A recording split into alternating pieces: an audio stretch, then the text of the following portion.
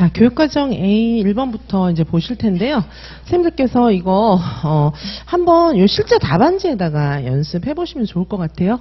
그래갖고 이제 그 추가 자료로, 실제 시험장에서 쓰는 교육과정 A, B 답안지도, 파일로 넣어 드릴 거고요. 그러면 이제 그거 비포 양식으로 출력 가능하니까 비포 형태로 해서 한번 써보시면 좋겠고, 다 시간이 안 되면 뭐 되는 만큼이라도 써보시면 좋겠고, 그리고 역시 늘 드리는 것처럼 무한 답안지, 문항 여기 안 써 있는 무한 답안지도 넣어 드리니까 편하신 대로 한번 좀 해봤으면 좋겠어요. 그래서 처음부터 답안지에 진짜로 이렇게 써보는 연습은 좀 필요할 것 같아요. 자, 그럼 교육과정 A부터 보도록 하시겠습니다. 자, 1번에 1번입니다. 2019 개정 누리과정에 기억이 추가된 그런 이유를 쓰시오 이렇게 하고 있는데, 추구하는 인간상이거든요. 인간상은 되게 중요해요. 제가 이제 해실이 강의에서도 말씀드리지만은 인간상은 우리나라 교육법에도 인간상 이런 거 나와 있어요. 우리나라 이제 교육법은 어떤 거예요? 교육법은 초등, 뭐 중등, 뭐 대학 다 합해가지고 뭐 이제 교육 관련된 법은 되게 많아요. 사립학교 법도 있고 이제 대학 관련 법들도 있고 굉장히 많은데, 자, 그래서 이 전체 교육과 관련된 법을 총괄하는 법이 교육법이거든요. 교육법에 인간상이 있어요. 홍익인간, 홍익인간의 교육 이념을 달성하기 위해서 모든 교육이 이제 지향하고 있는 거거든요. 홍익인간이 무슨 뜻이에요? 널리 인간을 이롭게 한다, 이런 뜻이거든요. 그래서 홍익인간이라고 하는 그 인간상을 달성하기 위해서 초등도 중등도 다 인간상이 있어요. 자, 그래서 우리는 지금 쭉 이제 교육과정이 연결되어 있잖아요. 어떻게 K-12로 연결되어 있잖아요. 그렇죠? 그래서 요 12는 초중등이거든요. 초중등인데 사실은 요 초에 초등학교랑 우리 유아도 포함이 되기는 해요. 중등이라고 하면 뭐죠? 중등은 중학교, 고등학교, 이게 다 중등이거든요. 그리고 이제 여기를 넘었으면 이제 고등교육이에요. 고등교육은 이제 대학교육이 고등교육이죠. 자, 그래서 이제 여기 K-12에는 고등교육은 안 들어있어요. 요건 이제 국가교육과정을 이야기하는 거기 때문에 K-12 이렇게 볼 수가 있고, 이 K-12는 이제 원래는 1학년부터 옛날에는 10학년 여기까지 국민공통교육과정을 갖고 있고, 요건 조금씩 바뀌어요. 11학년, 12학년 요게 이제 수준별 교육과정 이럴 때도 있고, 교육과정마다 9학년까지 갈 때도 있고, 뭐 이제 약간씩 바뀝니다. 그런데 어쨌든 국민공통교육과정을 교육하는 시기가 되게 길거든요. 그거에 연결해서 우리 유치원, 킨더가르텐이에요. 우리 유치원이 들어가 있는 건데, 우리 유치원은 이제 앞으로 유보 통합이 되면 어린이집 유치원 다 통합돼서 유아 학교가 되겠죠. 그렇죠? 자, 그래서 요게 이제 우리 누리과정이죠. 이게 누리과정이에요. 누리과정. 자, 누리과정하고 이 국민공통교육과정하고 쭉 연결해서 대한민국 국민으로서의 하나의 정체성을 만드는 거거든요. 자, 그런데 지금 이제 여기는 공교육이잖아요. 12. 여기는 굉장히 공교육이죠. 그리고 요 밑에 단계, 하급 단계는 의무교육이에요. 그런데 우리 유치원은 현재 공식적인 공교육도 아니고 의무교육도 아니잖아요. 자, 그래가지고 의무교육은 걔를 그 학교를 안 보내면은 부모가 처벌받아요. 자, 그래서 의무교육은 강력하게 보장을 해주는 건데, 강력하게 보장을 해주는 거의 증거가 돈을 대주는 거거든요. 근데 우리 유아는 돈은 대주잖아요. 근데 공교육도 아니고 의무교육도 아니고 뭐 아무것도 아니잖아요. 공교육 같으면 교사의 처우가 지금과는 다르죠. 자, 그래서 중등 같은 경우에는 공교육기관이 확실하잖아요. 중학교도 고등학교도 다. 초등 말할 것도 없고요. 그래서 지금 초등은 사립이 별로 없고 전부 공립이잖아요. 중등 같은 경우에도 사립보다 공립의 수가 훨씬 많거든요. 근데 사립 중고등학교 교원들도 페이 체계는 공립하고 똑같아요. 그래서 사립학교 선생님이라고 월급을 조금 받고 막 맨날 해고하고 그렇게 할 수는 없어요. 물론 이제 계약 관계 이런 것들이 공립하고는 좀 다를 수는 있지만은, 자, 그래서 우리 유아는 아직까지 공교육이 아니란 말이에요. 자, 그런데 지금 여기 교육법에 홍익인간 이거를 딱 이야기를 하고 있고, 지금 여기 교육과정, 우리나라의 교육과정을 표시할 때는 일관성이 딱 있잖아요. K도 들어가 있잖아요. 그쵸? 자, 그래서 이게 이제 공교육화 하기 위해서는 쭉 일관성이 있게 연결이 돼야 돼요. 예를 들면은 이제 공교육기관이 아닌 많은 사설학원이나 이런 교육기관들이 있잖아요. 그런 거는 이제 인간상 국가에서 얘기하고 이렇게 안 해요. 자, 그런데 이제까지 인간상이 제시가 안 돼 있었는데 초등, 중등 이런 데는 전부 다 인간상이 제시가 되어 있거든요. 자, 그런데 인간상을 제시를 했다. 이 말은 이제 K-12 시스템에서 K를 굉장히 대우를 해주겠다는 얘기예요. 그죠? 일관성을 유지를 하겠다는 뜻이에요. 그래서 이 인간상을 제시를 했다는 게, 그리고 국가교육과정이다 이런 표현도 들어가 있잖아요. 국가 수준의 교육과정이고 인간상은 무엇이다 딱 설명을 하고 있잖아요. 그런 거는 이 유아가 굉장히 비중 있는 국가교육과정으로서 다루겠다는 얘기고, 이게 사실 전국에 있는 모든 3에서 5세 아이들이 똑같은 교육의 내용을 받는 거는 엄청난 거거든요. 그래서 하나의 바운더리로 묶어나가겠다. 그리고 초등하고 연결시키겠다. 이런 의지를 강력하게 표명한 거예요. 그러니까 이제 유아교육 사적으로 굉장히 의미가 있는 거거든요. 자, 그래서 이런 문제를 묻고 있는 거예요. 자, 유아교육과 2019 개정 누리과정이 제정될 때부터 이미 공청회라든지 교수들끼리 모여가지고 교육과정 만들어지기 전에 많은 논의도 거쳤는데 그때 인간상 얘기를 엄청 많이 했어요.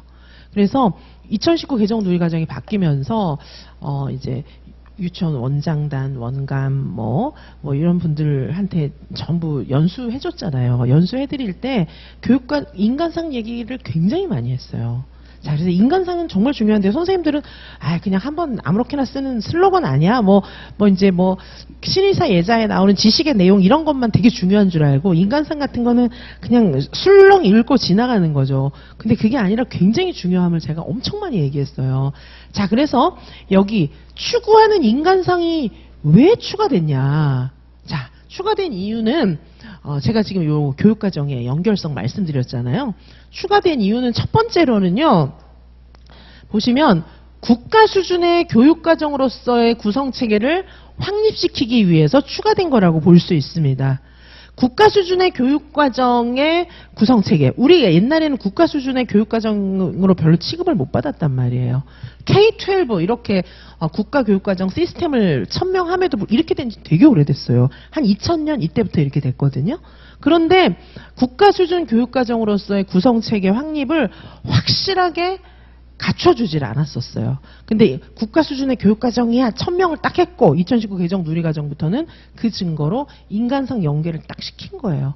자, 그래서 인간상을 여기다가 추구하는 인간상을 이번에 새롭게 넣은 이유는 국가 수준 교육과정으로서의 구성체계를 확실하게 갖춰주기 위함이에요. 첫 번째는 이거 답 됩니다. 그리고 또 하나는 뭐냐 하면 추구하는 인간상을 초중등 교육과정의 인간상과 연계하기 위함이에요. 근데 사실 중등은 안 써도 괜찮아요. 왜냐하면 유치원 졸업하고 바로 중학교 가는 애들이 없잖아요. 초등학교를 거쳐서 중학교를 가잖아요. 그러니까 우리는 그냥 초등교육과정과의 연계성 이렇게만 쓰셔도 답은 되는 겁니다. 자, 그래서 지금 이 교육과정 이름이 이렇게 얘기를 하고 있잖아요. 옛날 교육과정 이름은 뭐였을까요? 이 K-12 전에.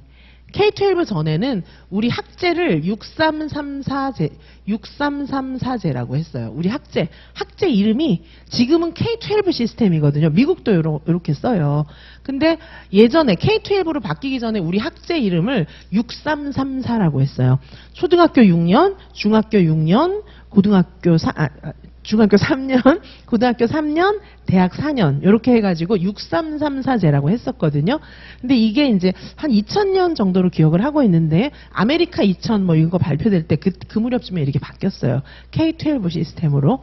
자, 그래서 K-12 시스템 요게 이제 국가 수준의 교육과정의 명칭이에요. 우리나라의 학제 명칭이거든요. 자, 이게 이제 뭐예요? K가 딱 들어있잖아요. 그래서 국가 수준으로 이제 확실하게 넣어준 것이고 연계가 돼야 되거든요. 국가 수준이 되기 위해서는 각 학교급마다 연계가 돼야 되는 거예요. 자, 이렇게 답을 내시면 되고요. 이 문제는 당연히 내야 되는 문제예요. 면접에서도 충분히 물어볼 만큼 인간상을 추구한 건 굉장히 중요한 의미가 있습니다. 자, 그래서 제가 이제 우리 해실이 한 권에 끝내기 그 책에 요 표가 들어가 있어요. 그리고 제가 뭐 이 얘기는 되게 많이 했을 거예요. 요 표는 중요해요. 왜 중요하냐면은 2019 개정 누리과정에 굉장히 중요한 것들만 여기 빼놓은 거예요. 가장 핵심적인 것들만. 여기 보면은 여러 가지가 다 있는데 그 중에 보시면은 추구하는 인간상을 명시한 거, 요거를 강조하고 있습니다. 추구한 인간상을 명시한 것은 이제 국가 수준의 교육과정으로서의 구성체계를 확립하기 위해서 추구하는 인간상을 명시해 놓기도 했고, 쭉 읽어보시고요. 그리고 교육과정 구성체계를 확립하면서 추구하는 인간상, 요거를 초등학교 교육과정의 인간상과 연계성을 고려하면서 확실하게 명시했다. 뭐 이런 내용들이 있습니다. 자, 여기 있는 내용들은 사실은 굉장히 중요한 것들입니다. 자, 인간상 제시를 했고, 자, 그 다음에 교육 내용 간략화, 요게 교육과정 대강화, 슬리밍 다운 경향이다. 이런 얘기도 했어요. 대강화, 대충대충 가리켜라 이런 게 아니고 교육 내용을 줄였다는 거예요. 슬림하게 했다는 것입니다. 우리 유아만 그런 게 아니라 이게 세계적인 추세예요. 하나하나 막 이렇게 엄청 막 제한 조건을 많이 달면 사람이 이렇게 운신의 폭이 좁아지잖아요. 자, 그래서 아이들을 얽어매는 거가 되잖아요. 창의성하고 거리가 멀어집니다. 자, 그래서 슬리밍 다운, 요게 이제 교육 내용을 간략화한 것은 사실은 교사의 자율성을 보장해주는 그런 하나의 방법이 되기도 합니다. 그래서 교사의 자율성을 보장해주는 그런 내용들도 구체적으로 명시가 되어 있어요. 자, 그래서 요거는 설명을 제가 하나하나 하자면 시간이 굉장히 많이 걸리고 이미 여러 번 설명을 했기 때문에 요렇게 이제 표 제시하는 것으로서 제가 설명을 대신하도록 할게요. 요거는 굉장히 중요합니다. 한번 다시 보셔야 되고요.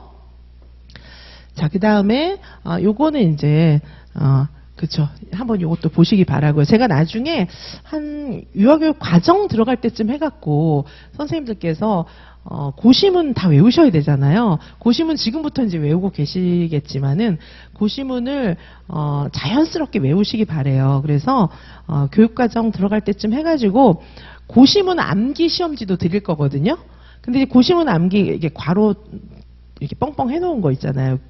그래서 그런 암기 시험지도 드릴 텐데 그게 진짜 고시문 그냥 단순하게 괄호 뚫어놓은 그게 아니고 시험에 나올만 하게끔 이렇게 구조화해가지고 제가 괄호를 뚫어놓은 그런 시험지를 드릴 거예요. 그래서 그 시험지의 일부예요, 이게.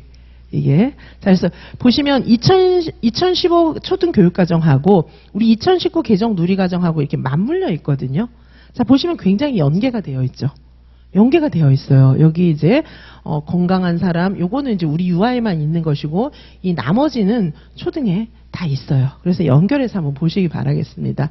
자, 우리 2019 개정 누리과정하고 초등은 2015 과정하고 연결이 되어 있어요. 자, 그래서 이렇게 한번 비교도 해보시기 바라겠습니다. 자, 다음에 2번 보도록 하시겠습니다. 2번.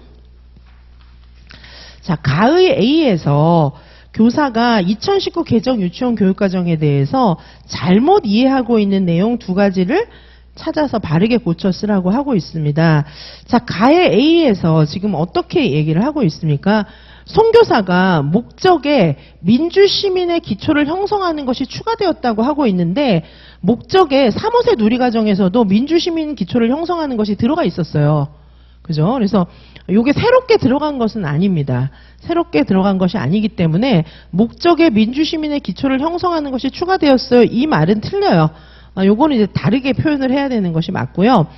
목적에 들어있기는 합니다. 민주시민의 기초를 형성한다는 것이. 그러나 새롭게 추가되진 않았어요. 그래서 요것도 이제 틀린 진술이고요. 그 다음에 또 하나는 신교사가 5개 영역의 내용을 간략화하고 유아가 배워야 할 내용을 연령별로 제시했죠. 이건 완전 틀렸잖아요. 물론 앞에 있는 것도 틀렸어요. 그래서 경험해야 될 내용을 연령별로 구분하지 않고 제시한 게 맞는 것이죠. 그렇죠? 자, 그래서 여기 이제 해설에 좀 보시면은요. 목적과 목표 있죠. 2019 개정 누리과정. 목적과 목표에 보시면은 놀이를 통해서 요게 이제 새로 들어갔어요. 여기 목적항에 민주시민의 기초를 형성한다. 민주시민의 기초를 형성한다. 이게 새롭게 추가된 게 아니에요. 그리고 새롭게 추가된 것은 여기 놀이를 통해 요게 오히려 새롭게 추가되었어요. 놀이를 통해가 새롭게 추가되었고 그다음에 여기 이제 바른 인성이 오히려 예전에는 구성 방향에 있었던 게 여기 목적으로 내려왔죠. 자, 그래서 지금 송교사가 이야기하는 거 목적의 민주시민의 기초를 형성하는 것이 추가되었어요. 요게 틀렸어요. 이게 틀렸고 요거 대신에 놀이를 통해가 들어갔고 목적과 목표에 놀이를 통해가 들어갔고 바른 인성 이게 이제 목적과 목표로 내려왔죠. 자, 그렇게 고치는 게 맞습니다. 자, 그리고 또 하나는 여기 유아가 배워야 할 내용을 연령별로 제시했다. 이게 틀렸고 요걸 수정하면 연령을 구분하지 않고 3, 5세 유아가 경험해야 될 내용으로 구성했다. 요거를 이제 기억을 해주시기 바라겠습니다. 너무 중요한 내용이라서 아까 앞장에 제가 표 보라고 이렇게 표 하나로 정리한 거 말씀드렸잖아요. 자, 거기 보면은 놀이 중심으로 들어가 있고 그다음에 이제 아이들이 경험해야 되는 그런 내용들로 구성을 했다. 유아가 경험해야 할 59개 내용으로 조정했다. 연령 구분이 없다. 이런 얘기도 다 들어가 있어요. 앞에 표에. 그렇죠? 중요한 부분이기 때문에 이런 내용들이 이제 시험에 나오는 거죠. 그렇죠? 자, 이건 너무 중요합니다. 자, 놀이를 통해 기술했고 바른 인성 이게 이제 목적 수준으로 끌어올라갔고 자, 이렇게 보시면 되겠습니다. 자, 여기 3, 5세 유아가 경험해야 될 내용이다. 여기 3, 5세 유아가 경험해야 할 내용 이렇게 들어가 있죠. 그렇죠? 연령별로 구성하던 것에서 오히려 경험해야 할 내용으로 바뀌었다. 이렇게 볼 수 있습니다.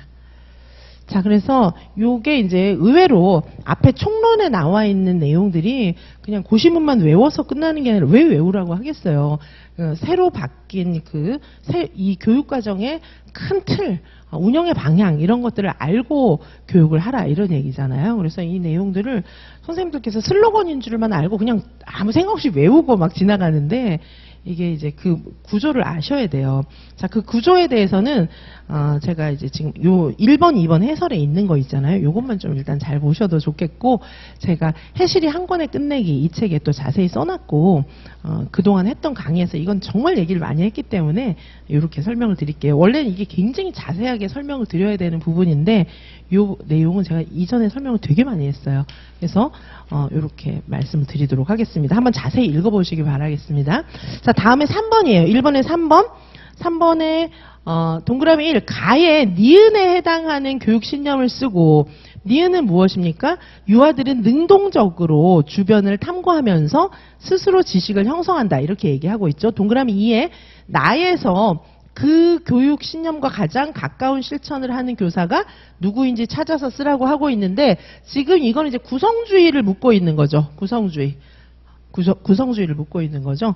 그래서 인지적 구성주의, 뭐 그냥 구성주의 다 가능해요. 그리고 왜냐하면 구성주의 안에 인지적 구성주의와 사회문화적 구성주의가 다 들어있잖아요. 그래서 그냥 구성주의도 되고 인지적 구성주의도 되고 인지적 상호작용주의, 상호작용주의 다 됩니다. 자, 그래서 구성주의적인 그 교육은 굉장히 중요한 거예요. 왜냐하면 우리 2019 개정 누리과정에 구성주의 교육이 굉장히 많이 녹아있고 제가 아까 초중등 2015 개정 교육과정하고 우리 2019 개정 누리과정이 맞물려 있다고 했잖아요. 해설서가 초중등도 있어요. 초중등도 해설서가 있는데 해설서 앞에 보면은 초중등도 구성주의에 입각해서 교육해야 된다 이렇게 명시하고 있어요. 그리고 경험 중심 교육과정을 표방하고 있다. 이렇게 이야기하고 있어요.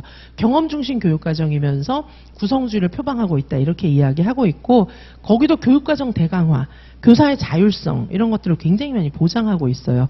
그래서 평가라든가 이런 것들도 애들을 획일적으로 평가하지 않고 이렇게 과정 중심의 평가를 하려는 노력들이 굉장히 많이 반영되어 있습니다. 초중등에도 그 다 시험 문제예요. 그 사람 초중등도.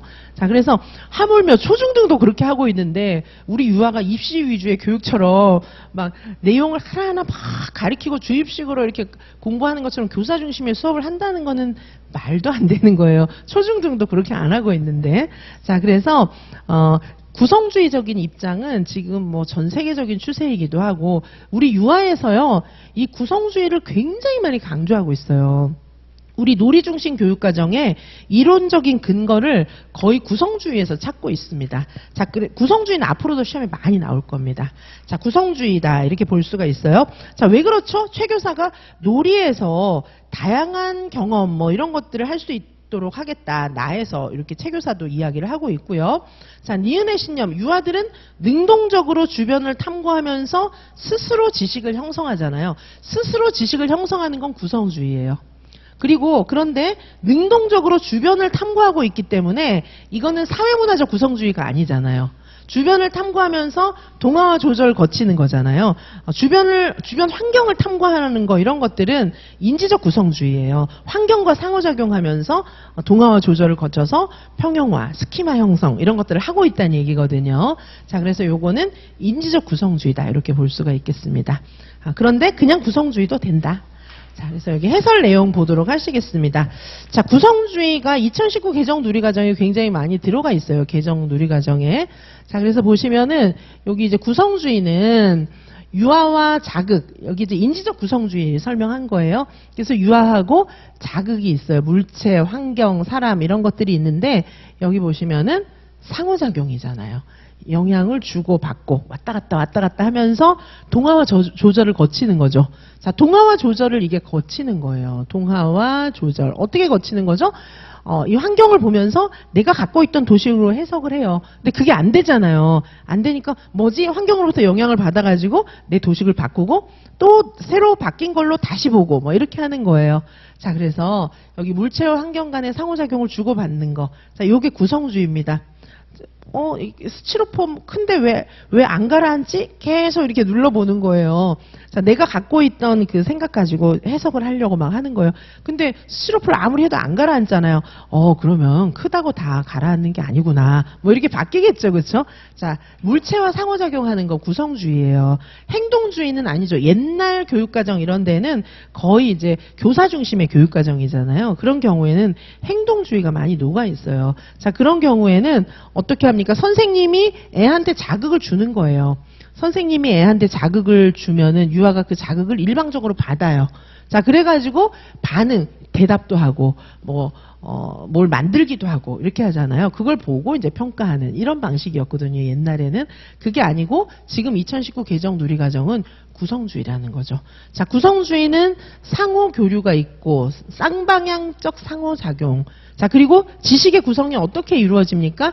계속적인 지식의 재구성이 일어나요. 동화와 조절을 통해서도 계속해서 재구성이 일어나잖아요. 만약에 선생님이 알려주는 걸 그냥 딱 듣는 거면 재구성이 일어날 게 뭐가 있어요. 복습하고 그냥 자기가 이제 덜 된 거 공부를 한다 뭐 이런 거는 있을 수 있지만은 지식을 본인이 새롭게 구성하는 게 아니라 선생님이 해준 거 그대로 구성하면 되는 거잖아요. 그래서 행동주의는 지식의 재구성이 아니고 복습 잘하고 공부가 덜 된 거를 완벽하게 하는 완성도를 높여가는 건 있는데 지식을 본인이 재구성하는 그런 건 아니에요. 아까 제가 스티로폼 얘기했잖아요. 이게 왜 안 가라앉지? 막 눌러보고 이렇게 하는데 눌러보는 거 말고 다른 방식을 쓰는 것도 있을 수 있어요. 그래서 큰 거가 안 가라앉는다. 큰 거가 무조건 다 가라앉는 게 아니다. 그거를 그런 지식에 도달하는 과정은 애들마다 다른 거예요. 구성주의는. 애들마다 다릅니다. 그 과정에 그게 안 궁금하면 다른 지식을 구성하는 애들도 있는 거예요. 그렇죠? 그래서 구성주의는 애들마다 과정이 다 다르고 같은 환경에서도 지식의 내용도 막 다른 거예요. 근데 행동주의는 이제 자극을 주고 일대 다수로 이제 수업하고 이런 교실에서는 교사 중심의 수업에서는 애들이 공부해서 도달해야 되는 목표 지점이 다 똑같은 거예요. 자, 그래서 구성주의는 계속적인 지식의 재구성이 일어나고 상호교류, 일방적이잖아요. 옛날 교실은. 근데 일방적이 아니고 애들이 상호작용하는 거예요. 친구들끼리 상호작용을 하든 교구랑 상호작용을 하든 항상 상호작용이 있는 것이 구성주의입니다. 자, 옛날에는 행동주의는 그래서 유아의 수동적인 학습이에요. 그런데 여기 그 구성주의 같은 경우에는 쌍방향적인 상호작용 그리고 학생 중심, 유아 중심의 교실을 만들어 나가는 것이 구성주의이고 2019 개정 누리과정은 구성주의에 입각해 있습니다. 자, 그래서 여기 보시면은 지금 니은에 있는 니은에 있는 내용 있죠. 5교사가 유아들은 능동적으로 주변을 탐구하면서 스스로 지식을 형성하잖아요. 요건 인지적 구성주의입니다. 구성주의이고, 그러면 동그라미 2에 나에서 그 교육신념과 가장 가까운 실천을 하고자 하는 교사는 누구입니까? 나에 보시면 지교사가 얘기하고 있어요. 교육 실행에 영향을 미치는 우리의 교사 신념을 살펴보면 좋겠네요. 이렇게 얘기하고 있죠.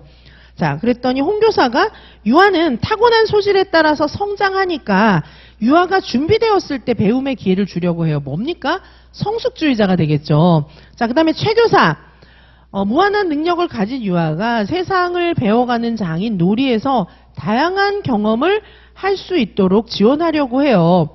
다양한 경험을 하면서 애가 세상을 배워가고 있어요. 선생님이 가르쳐 주는 게 아니고. 자, 요게 이제 구성주의 교사의 생각이 되겠죠. 자, 그 다음에 우교사는 뭐 하고 있습니까?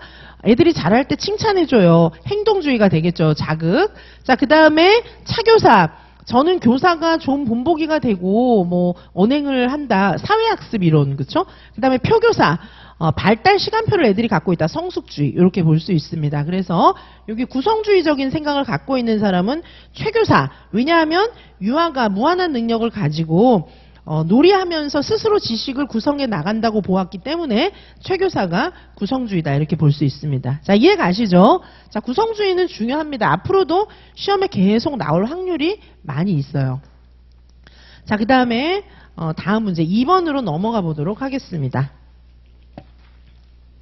자, 2번에 1번 동그라미 1에 고든의 부모 효율성 훈련 이론에 근거해서 A에 나타난 방법의 특징 한 가지를 설명하고 동그라미 2에 A의 내용을 근거로 그 방법을 사용할 때 주의할 점 2가지를 쓰시오. 이렇게 되어 있습니다.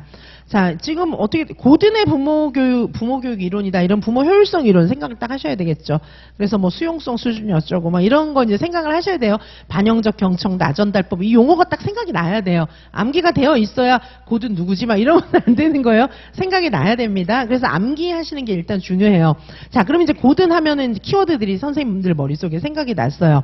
자, 그래서 A에 나타난 방법. A는 지금 어떻게 되어 있습니까? 민호 엄마가 뭐 무슨 일이 있었어? 막 이랬더니 민호 어머니가 이제 얘기를 하고 있어요. 애가 와가지고 시무룩한 표정으로 친구가 나랑 안 놀아 이렇게 얘기를 했다는 거예요. 그래서 민호 어머니가 서진이가 안 놀아줘서 속상했겠구나 이렇게 얘기를 했다는 거예요. 자, 여기서 그러면은 문제의 소유자가 누구예요? 자, 우리 고든은 문제의 소유자를 찾으라고 하고 있잖아요. 문제의 소유자가 엄마입니까? 민호입니까? 그죠? 애기죠, 애기. 엄마는 얘 때문에 지금 얘의 행동이 뭐가 잘못돼서 열받고 막 그런 상황이 아니잖아요. 그게 아니고 애가 문제를 안고 속상해하고 있어요. 자, 그러면 여기서는 자녀가 문제를 안고 있을 때잖아요. 그때는 부모님은 뭘 해줘야 됩니까? 반영적 경청. 이렇게 해줘야 되는 거잖아요. 그래서 여기 동그라미 1에는 반영적 경청이다. 이렇게 설명을 할 수가 있습니다. 자, 반영적 경청이라고 하는 것은 자녀가 문제를 소유했을 때 효율적으로 쓸 수 있는 그런 방법이고, 자, 이게 문제를 직접 해결을 해주려고 하면 안 돼요. 자, 반영적 경청은 문제를 직접 해주려고 하면 안 되고, 자녀에게 위로해주고 따뜻한 말을 해주면 되는 거예요. 따뜻한 말, 뭐 이런 게 이제 필요한 것이 반영적 경청입니다. 자, 그래서 여기에 들어갈 답은 일단 고든의 이론을 알고 계셔야 되고, 자, 그 상황에서 여기 반영적 경청 요 말이 들어가는 게 맞아요. 제가 요 이론은 조금 이따 다시 한번 설명을 하겠습니다. 일단 답부터 좀 보시고요.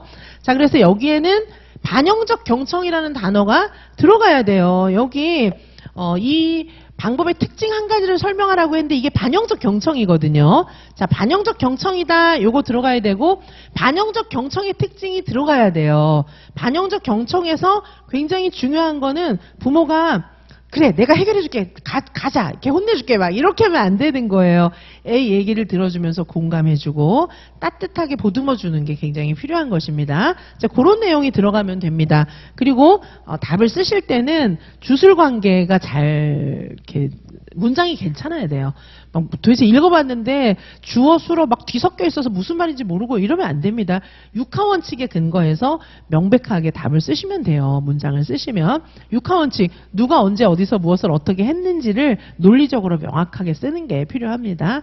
자, 반영적 경청, 이렇게 이제 요 단어가 들어가야 되고 반영적 경청을 설명하시면 되는데 이렇게 길지 않고 조금 짧아도 괜찮습니다. 자, 그 다음에 동그라미 2번 보시면은 A의 내용을 근거로 그 방법을 사용할 때 주의할 점 두 가지를 쓰라는 거죠. A는 제가 지금 좀 전에 읽어드렸잖아요. 자, 이런 거를 봤을 때 이걸 근거로 해서 주의할 점을 쓰라는 것입니다. 자, 주의할 점 보면은 여기 나타나 있어요. 어떻게 나타나 있습니까? 부모가 자녀의 문제를 직접 해결해 주는 것이 아니다. 그쵸? 자, 여기 보시면은 부모가 해결해 주지 않고 있잖아요. 그래서 이 안에 민호 어머니는 스스로 그 문제를 해결해 주려고 한 것이 아니라 그냥 공감하면서 위로만 해 주었어요. 그쵸? 자, 요거 굉장히 좋고요. 또 하나는 어떤 것이냐 하면은 자녀가 말한 내용을 반영해 주거나 아니면은 자녀의 말을 확인해 주는 그런 언어적 반응이면 된다. 요게 이제 공감이다. 이렇게 볼 수가 있겠죠. 자, 요렇게 이제 볼 수가 있습니다. 자, 부모 효율성 1호를 일단 조금 선생님도 공부한 지가 오래돼 가지고 약간 잊어버렸을 수도 있어요. 그렇죠? 자, 여기 고든의 부모 교육의 원리는 일단은 자녀 행동의 수용 수준을 파악해야 돼요. 부모가 수용 수준이라고 하는 것은 뭐죠? 부모가 어떤 부모님이 이제 부모님이 있는데 수용 수준이 다 달라요. 자녀가 막 이제 예를 들면 초등학교 만약에 학부모예요. 얘가 막 받아쓰기 빵점 맞아왔어요. 그럼 어떤 부모는 이제 큰일 났다. 이제 완전 우리는 망했어. 이런 부모님도 계시고, 아이 애긴데 그럴 수도 있지 뭐 이렇게 생각하는 부모님도 계신 거예요. 수용 수준이 다 달라요. 그리고 부모님마다 수용 수준이 다르기도 하고, 그리고 같은 부모님이라도 이제 오늘 막 길거리 가다가 막 너무 막 좋은 분을 만나가지고 갑자기 막 사업이 이루어진 거예요. 막 너무 좋잖아요. 그럼 그런 날은 애가 웬만큼 말썽 부려도 화가 안 나요. 근데 막 좀 전에 막 부부싸움 하거나 아니면 시어머니한테 혼나거나 막 이래갖고 열받아 있는데 애가 좀 이상한 짓을 하면 이제 그때는 막 열받는 거예요. 같은 사람이라 할지라도 수용 수준은 다른 거예요. 자, 그래서 부모님들이 먼저 자신의 수용 수준을 파악하는 게 필요해요. 이 행동이 내가 수용할 만한 수준인가? 이걸 좀 생각을 해봐야 되고, 그리고 이제 나의 수용 수준이 저 옆집 엄마보다 훨씬 못하구나 이러면 아무래도 나를 파악을 하면서 행동을 조절하게 될 가능성도 있죠. 그렇죠? 자, 수용 수준을 파악해야 되고, 그 다음에는 문제의 소유자를 파악해야 돼요. 누가 문제인가? 이게 이제 내가 문제인지, 부모가 문제인지, 자녀가 문제인지에 따라서 행동하는 게 틀려지거든요. 자, 여기서 문제의 소유자라는 건 무슨 말이죠? 네가 문제야, 네 잘못이야 이런 게 아니에요. 문제를 갖고 힘든 사람이 누구냐는 거예요. 자, 그래서 문제의 소유자가 자녀이냐, 부모이냐 이거에 따라서 문제를 해결하는 방식은 달라집니다. 자, 그래서 먼저 이제 자녀가 문제를 소유했을 때는 반영적 경청을 할 수가 있어요. 자, 이거는 자녀가 문제가 있을 때, 힘든 사람이 자녀일 때. 자녀가, 내가 너무 힘들어요. 막 이런 상황에서는 부모님이 해줘야 될 일은 반영적 경청이라는 거예요. 자, 여기 반영적 경청 해설지 5페이지에 보시면 반영적 경청은 자녀가 문제를 소유했을 때, 그래서 부모가 직접 해결해 주려는 시도는 의미가 없어요. 부모가 직접 그 문제를 막 해결해 주려고 하는 게 아니고 아이를 위로해주고 잘 들어주면 되는 겁니다. 반영적 경청, 적극적 경청 같은 거예요. 그렇죠? 자, 그래서 반영적 경청, 적극적 경청 어떻게 하는 겁니까? 애가 말한 내용을 그대로 반영해 주거나 좀 이제 자녀의 말에 적절한 반응을 보이는 것, 요 정도면 되는 거예요. 웃어주고. 애가 나 너무 힘들었어요. 힘들었구나 이렇게 얘기해 주는 게 맞는 거예요. 자, 여기 민호 어머니 보면은 서진이가 안 놀아줘서 속상했겠구나 반영적 경청 해주고 있잖아요. 그대로 반영을 해주고 있어요. 자, 이렇게 하는 게 바람직한 것입니다. 자, 반영적 경청의 3단계. 자, 이렇게 암호 애들이 이제 막 이렇게 속상한 얼굴을 하고 있어요. 그렇죠? 자, 그러면은 아이한테 애들이 이제 평소에 행동하는 것이 마치 암호 같다는 거예요. 저는요 주사 맞을까봐 너무 두려워요. 이런 애들은 없다는 거예요. 아, 나 주사 맞기 진짜 싫은데 막 이렇게 한다는 거죠. 그러면 이제 엄마는 그걸 보고 암호를 잘 해석을 해야 되는데 네가 애냐? 막 이러면 이제 틀린 거예요. 그게 아니고 얘가 암호를 보냈어요. 나 주사 진짜 주사를 왜 맞아야 돼요? 막 이렇게 얘기를 하는 거예요. 그러면 주사 맞는 게 겁난다는 얘기거든요. 그러면은, 아플까봐 두렵구나. 이렇게 얘기를 하는 거죠. 그러면 부모의 피드백에 따라서 애가 이제 신호를 보내게 되는 거예요. 이런 방식도 있고, 그 다음에 아이가 얘기하는 걸 그대로 반영해주는 방식도 있습니다. 적극적 경청, 한마디로 잘 들어주는 거예요. 요게 이제 중요한 것이고요. 그리고 이제, 나전달법, 요거는 이제 부모에게 문제가 있을 때는 나전달법으로 이야기를 해주는 것이 맞습니다. 그래서 요거는 이제 객관적으로 느낌을 전달하는 그런 방법이에요. 막 애를 상처 주고 막 이렇게 하는 게 아니고, 만약에 애가 막 떠들고 있어요. 네가 떠들어갖고 엄마가 다 죽을 것 같아 아주 막 이러면은 너 때문이야, 네 탓이야 이런 얘기잖아요. 그게 아니고 엄마가 지금 일을 해야 되는데 너가 좀 조용히 해주면 엄마가 일을 더 잘할 수 있을 것 같아. 이런 식으로 이야기하는 게 나전달법이고요. 그다음에 무승패법, 대화법도 있습니다. 이거는 부모와 자녀가 어떤 문제가 있을 때 어떤 사람도 패자가 없이 이야기를 전개하는 그런 방식이에요. 그렇죠? 자, 그래서 지금 여기서 묻고 있는 것은 지금 이 중에서 반영적 경청을 묻고 있어요. 왜냐하면 문제의 소유자가 자녀이기 때문이에요. 그래서 여기서는 반영적 경청의 방식에 대해서 답을 하시면 되겠습니다. 자, 그 다음에 2번 문제 보도록 하겠습니다. 2번. 자, 동그라미 1에 기억에 나타난 부모 교육의 유형 한 가지를 쓰는 것이고, 동그라미 2에다가는 A를 반영해서 그 유형의 강점 한 가지를 쓰라고 하고 있습니다. 자, 보시면은 동그라미 1에 기억에 나타난 거, 기억이 뭐죠? 유치원 교실에 직접 오셔서 수업도 보고 민호가 친구들과 어떻게 지내는지 보시면 어떨까요? 이렇게 하고 있죠. 자, 그래서 이거는 이제 부모 참여 수업을 이야기하고 있는 거예요. 자, 유치원 교실에 직접 오셔서 수업도 보시고 민호가 친구들과 어떻게 지내는지 보는 건데, 이거는 사실은 부모가 참여해서 수업을 하는 건지 아니면 뒤에서 참관만 하라는 건지 불분명해요. 그죠? 그래서 교실에 가서 아이들이 놀이하고 수업하는 걸 보는 방식은 여러 가지가 있어요. 그런데 그런 것들을 통틀어 가지고 보통은 부모 참여라고 하죠. 부모 참여 수업, 부모 참여라고 합니다. 자, 그래서 이거는 부모 참여, 학부모 참여, 부모 참관 수업, 이런 용어가 다 답이 될 수 있습니다. 다 맞는 얘기들이고요. 자, 그리고 동그라미 2번에 A를 반영해서 그 유형의 장점 한 가지를 쓰라고 하고 있습니다. 자, A에 보니까 지연이는 우영이하고만 놀아요. 나랑 안 놀아줘서 속상해요. 막 이렇게 하고 있잖아요. 자, 이게 뭐예요? 친구 관계에 문제가 있는 거잖아요.